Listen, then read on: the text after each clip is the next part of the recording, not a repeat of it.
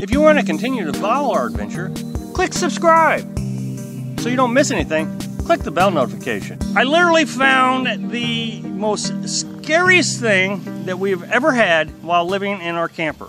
And I've had several scary times in our camper. Obviously the pop-up camper burning down, that was absolutely terrifying.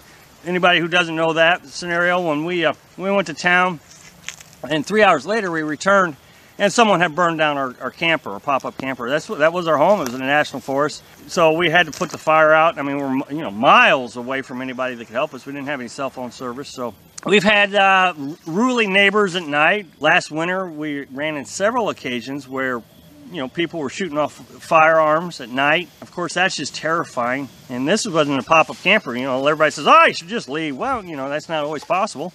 I had that happen again in South Dakota. People were shooting off firearms in the middle of the night.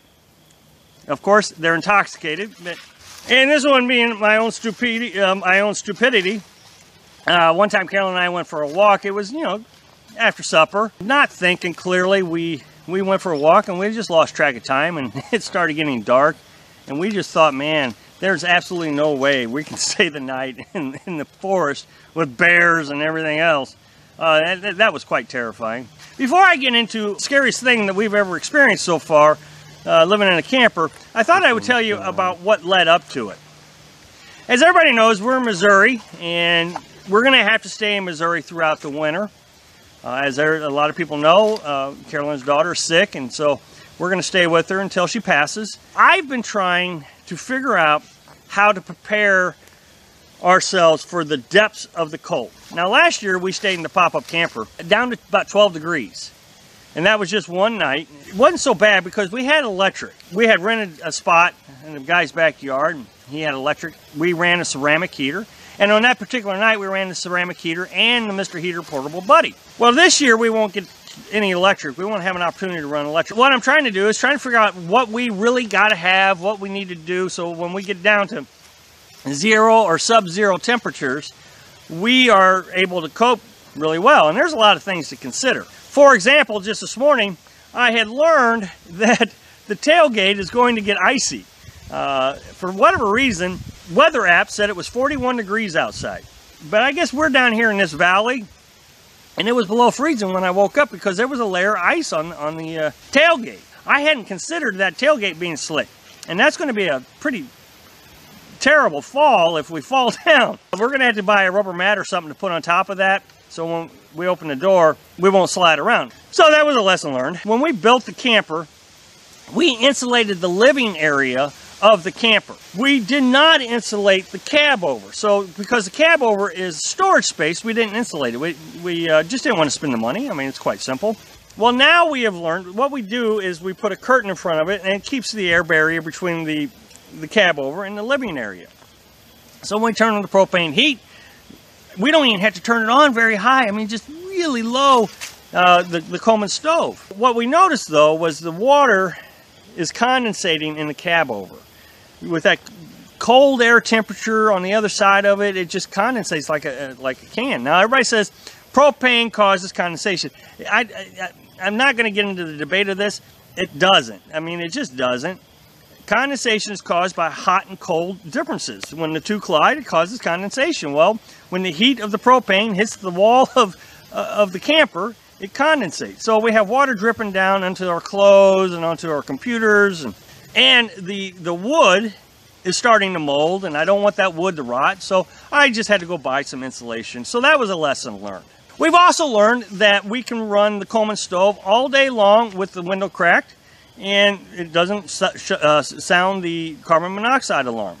And we know the alarm works because it's went off one time before when we were running a generator. We were running a generator, we were outside, and we had the windows open, and the generator fumes went inside the camper, and it went off. Normally, when we're inside it, we can smell the generator fumes inside the camper before it goes off, and so I moved the generator. Well, this time we were outside and just didn't notice, and it went off. We are running the propane Coleman stove all day long, and no big deal. At night we've been shutting it off, and we noticed, wow, this is going to be a real miserable winter, because Carolyn and I, and we've always done this, that way we're not stealing covers from each other. She has her own cover, I have my own cover. Last year, I had 2 blankets, and we would fold them over in half, and they gave me 4 layers of blankets. Well, this year we only have 1 each, so that gives us 2 layers. It just wasn't enough. So we went to Goodwill, and I got this huge comforter. I mean, it's huge. It's very thick. You know, I took that one, and man, I double folded it, and it was perfect. I mean, I didn't even realize it was cold. Carolyn took both of the blankets, mine and hers. Now she's got 4 layers. She said she was very comfortable, so we got the blanket worked out. Although that isn't going to get us into the depths of the cold. I would imagine once it gets down into the teens, single digits, those blankets aren't going to work. So we were going to have to run the propane at night. The other night, we decided that we were going to test the propane through the night just to make sure everything worked. We left one window open like always. Well, we went to sleep at about 10:30. At 2 o'clock, the carbon monoxide detector went off. First of all, I couldn't even recognize what the noise was. It was just, I couldn't figure it out. I kept thinking it was my phone going off, and I was like, who's calling? What is this noise? Because my phone doesn't even make this weird noise. And Carolyn's saying, Rob, the carbon monoxide's going off. And so I realized we're in trouble.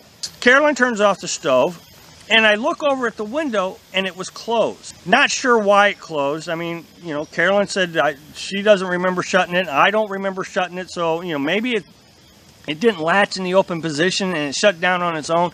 Don't know why it was closed, but it was one of these things that, my goodness, I am so glad that we had the carbon monoxide detector. The carbon monoxide detector now is, in my opinion, at this point in time of our adventure, is the most important safety device that you have to have. You have to have a carbon monoxide detector. Aired out the camper, got the fans. Of course, now it's freezing in there again. Opened up the window, made sure it was latched this time so it couldn't fall down. Went the rest of the night with the propane stove on, and didn't have another issue. You got to have a carbon monoxide detector. Vitally important, and we really learned our lesson. I can't tell you how frightened I was when I woke up and I realized if we had not had that carbon monoxide detector, Carolyn and I probably would not have made it through the night. It was terrifying. It was just the most terrifying thought that I've had since we've been out here. Thanks for watching. Click like if you like the video, and happy travels.